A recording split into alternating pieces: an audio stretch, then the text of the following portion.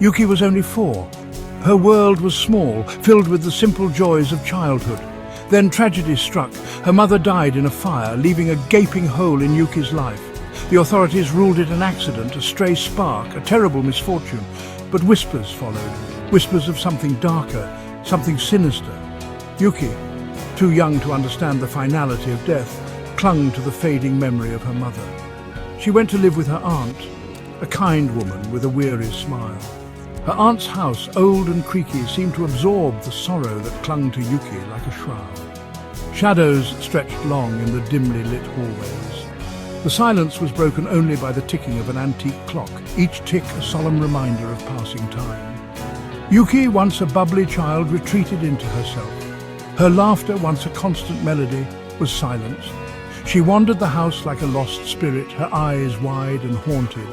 She spoke little, her words mere whispers that dissolved into the heavy air. Her aunt, heartbroken by Yuki's silent grief, tried to reach her, to offer comfort. But Yuki seemed lost in a world of her own, a world where shadows danced and whispers taunted.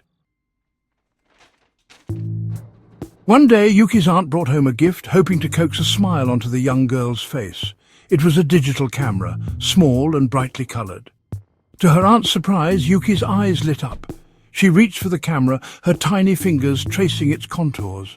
It was as if the camera held a strange allure, a promise of connection to something beyond her sadness. The camera became Yuki's constant companion. She carried it everywhere, her small finger permanently glued to the shutter button. She took pictures of everything: the dusty furniture, the cobwebs in the corners, the overgrown garden outside. But it was the photos she took of herself that were the most unsettling. Her eyes, usually vacant and lost, seemed to gleam with an unnatural intensity in the self-portraits. The photos, when developed, revealed something even stranger. In the background of many of the pictures, blurry figures seemed to lurk. Faces, contorted and grotesque, peered out from behind Yuki's small form. Her aunt dismissed them as tricks of the light, artifacts of the old camera. But deep down, a shiver of unease ran down her spine. These photos, coupled with Yuki's increasingly erratic behavior, painted a disturbing picture. Yuki clung to a worn teddy bear, a gift from her mother. The bear, once soft and cuddly, was now matted and threadbare. One of its legs was charred black, the fabric melted and fused. It was a chilling reminder of the fire that had claimed her mother, or so everyone believed. One evening, as her aunt tucked Yuki into bed, the little girl spoke, her voice barely a whisper. "The bear told me," she said, her eyes fixed on the charred leg of the toy. "It told me how Mummy really died." Her aunt froze. What could a 4-year-old know of death, of the horrors that lurked in the shadows? Yuki continued, her voice gaining a strange intensity. "She didn't go to the light," she whispered. "She's still here. She's angry." Her aunt tried to rationalize the child's words, to attribute them to a combination of grief and an overactive imagination, but a seed of doubt had been planted. What if there was more to the fire than met the eye? What if the charred teddy bear held secrets, whispered confessions from beyond the grave? Yuki's behavior grew more erratic. She talked to unseen companions, her eyes darting around the room as if following unseen presences. She refused to be left alone, clinging to her aunt with a desperation that was heartbreaking. She spoke of a dark woman who watched her from the shadows, a woman with eyes like burning coals and a voice that chilled her to the bone. One afternoon, Yuki was playing in the attic, a space forbidden to her. Her aunt, hearing a crash, rushed upstairs to find Yuki cowering in a corner, her eyes wide with terror. "She's here," Yuki whimpered, pointing to a shadowy corner of the attic. The dark woman. Her aunt saw nothing, but the hairs on the back of her neck stood on end. That night, Yuki woke up screaming. "She's trying to take me," she cried, her small body trembling. "The dark woman, she says it's my turn." Her aunt tried to comfort her, to assure her that it was just a nightmare, but deep down, a cold dread settled in her stomach. What if Yuki's nightmares were more than just childish fears? What if they were glimpses into a horrifying reality? A reality where the line between the living and the dead blurred, and shadows held malevolent intent. The next morning, Yuki was gone, vanished without a trace. Her aunt searched frantically, her heart pounding in her chest. She found Yuki in her room, lying still in her bed. She looked peaceful, as if asleep, but her skin was cold, and her eyes stared blankly at the ceiling. Yuki was gone. The authorities were baffled. There were no signs of foul play, no indication of what could have caused the young girl's sudden death. They ruled it a tragic case of sudden unexplained death in childhood, a medical anomaly with no clear explanation. But Yuki's aunt knew deep in her bones that something more sinister was at play. Something dark and malevolent had taken root in her home, claiming the innocent life entrusted to her care. Grief, raw and all-consuming, threatened to drown her. She clung to the last shred of hope that Yuki was finally at peace, free from the torment that had plagued her short life. But a nagging question lingered in the back of her mind. What had Yuki seen in her final moments? What horrors had her young eyes witnessed? The answers, she feared, lay hidden in the digital camera that was still clutched tightly in Yuki's lifeless hand. With trembling hands, Yuki's aunt reached for the camera. It was still warm from Yuki's touch, as if the little girl's spirit lingered. She scrolled through the photos, each one a snapshot of Yuki's descent into a world of shadows and whispers. Then she saw it. The final photo, a selfie taken in the pitch black of Yuki's bedroom. But Yuki was not alone in the photo. Standing behind her, its form barely discernible in the darkness, was the silhouette of a woman. Her eyes glowed with an eerie light, and a cruel smile twisted her lips.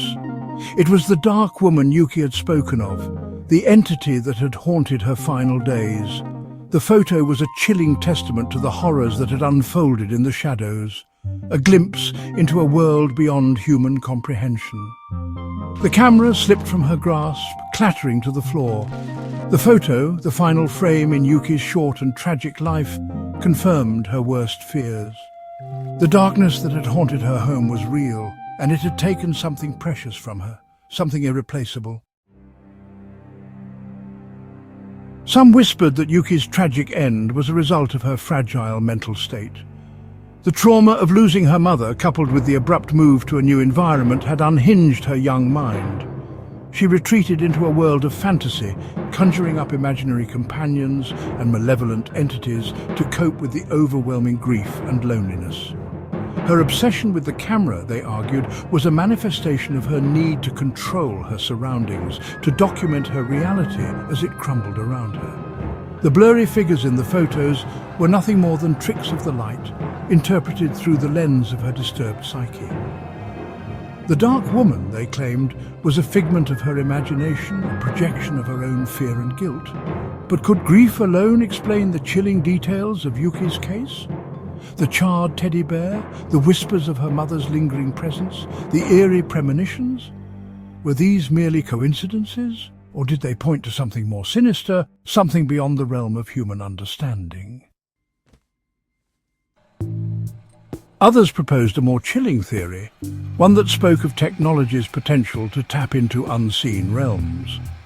The digital camera, they argued, acted as a conduit, a bridge between the world of the living and the realm of the dead. Yuki, through her innocent use of the camera, had unwittingly opened a portal, allowing malevolent entities to cross over and torment her. The blurry figures in the photos, they claimed, were spirits drawn to the camera's energy like moths to a flame. They whispered dark secrets to Yuki, preying on her vulnerability, driving her deeper into madness.